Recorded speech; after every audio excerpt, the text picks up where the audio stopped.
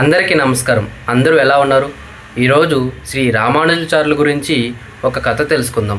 ఆయన ఒక గురువు గారు శ్రీ మహాపూర్ణులు. ఆయన వేద విద్యా పండితుడు. ఆయన ఒకరోజు శ్రీ రామానుజులకి ఇలా చెప్తున్నారు. గోష్ఠిపురులు అనే వాళ్ళు ఉంటారు. వాళ్ళు ఆత్మజ్ఞానులు, అలాగే వాళ్ళు వేద పండితులు. వాళ్ళ దగ్గరికి నువ్వు వెళ్ళి నీ ఆత్మజ్ఞానాన్ని పెంపొందించుకో అని చెప్తారు. అప్పుడు ఆయన గోష్ఠిపురానికి వెళ్ళి వాళ్ళని ఆశ్రయిస్తారు. వాళ్ళు ఏమంటారంటే, విద్య నేర్చుకోవడానికి అర్హత ఉండాలి. ఆ అర్హత నీకు ఉందో లేదో మాకు తెలీదు. ఈ కలియుగంలో మంత్ర అర్థము తెలుసుకోవడానికి చాలా కష్టం.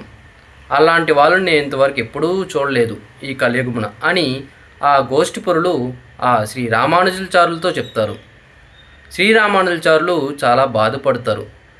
అయినా కానీ ఆయన పట్టుదల విడవకుండా 25 సార్లు గోష్ఠిపురులను దర్శించి మహామంత్రాన్ని ఉపదేశించమని కోరుకుంటారు.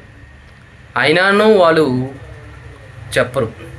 ఆ తర్వాత శ్రీరామానుజాచార్యులు ఆహారం తినకుండా, ఏమీ తినకుండా అలాగే తపస్సు చేస్తూ ఉంటే అప్పుడు శ్రీ రంగనాథుడే స్వయంగా ఆయనకి దర్శనమిస్తాడు.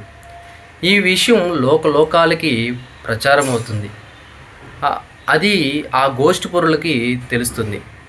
అప్పుడు ఆ గోష్ఠిపురులు స్వామివారిని పిలిపిస్తారు. రామానుజ స్వామిని పిలిపించి ఆయనకి మహామంత్రాన్ని తెలియచేయడానికి ఓకే చెప్తారు. ఆయన ఎంతో సంతోషపడతారు. శ్రీ నారాయణ అష్టాక్షరి ఈ మంత్రాన్ని రామానుజాచార్యులకి ఉపదేశిస్తారు గోష్ఠిపురులు. ఆ శ్రీమన్నారాయణ అష్టాక్షరి తెలిసిన తర్వాత ఆయన హృదయం చాలా విశాలమైనదిగా అయిపోతుంది. ఆయన ప్రజల బాధలను చూసి, వాళ్ళ పడుతున్న కష్టాలను చూసి, వాళ్ళున్న అంధకారంలో వాళ్ళ పాపాలను చూసి ఆయన మనసు చెలించిపోయి వాళ్ళందరికీ ఈ మహామంత్రాన్ని తెలియచేయాలని అనుకుంటారు. కానీ గోష్ఠిపురులు రామానుజాచార్యులకి ఒక విషయం చెప్తారు.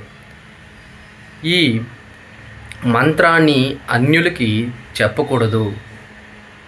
ఈ మంత్రం పఠిస్తే పుణ్యలోకాలకి చేరుకుంటారు అని చెప్తారు.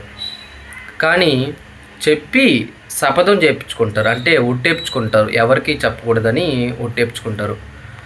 అయినా కానీ శ్రీరామానుజాచార్యులు ప్రజలు పడుతున్న బాధలను చూసి, ప్రజలు అంధకారంలో ఉన్నారే, పాపాలలో కొట్టుమిట్లాడుతున్నారు, వాళ్ళని స్వర్గప్రాప్తి వాళ్ళకి కలిగజేయాలి, శ్రీమన్నారాయణమూర్తి యొక్క విశిష్టతను వాళ్ళకి తెలియచేయాలని చెప్పి అక్కడే ఒక ఊరికి వెళ్ళి అక్కడ లక్ష్మీనరసింహస్వామి దేవాలయం ఉంటుంది.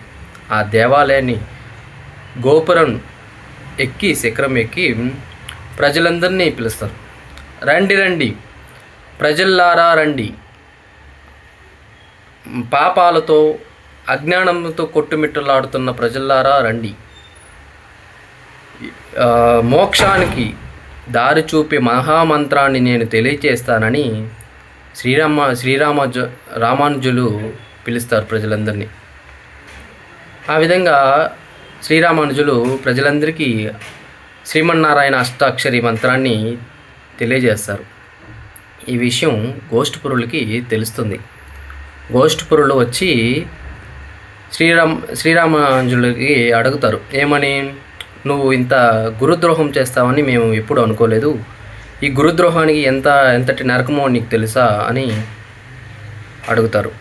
అప్పుడు ఆయన అంటారు, నేనొక్కడిని నరకానికి వెళ్ళినా, 1000 మంది 1,00,000 మంది స్వర్గానికి వెళ్ళినా నాకు చాలా సంతోషమే అని అంటాడు.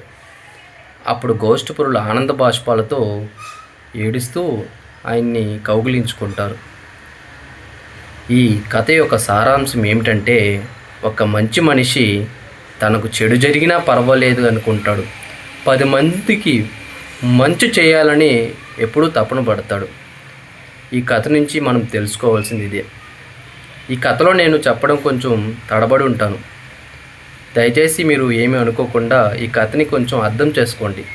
అలాగే మన ఛానల్ని సబ్స్క్రైబ్ చేసుకోండి. మరి కొంతమందికి షేర్ చేయండి. ఇలాంటి మరిన్ని వీడియోస్ మన యూట్యూబ్ ఛానల్లో డైలీ అప్లోడ్ చేస్తాను. ధన్యవాదములు.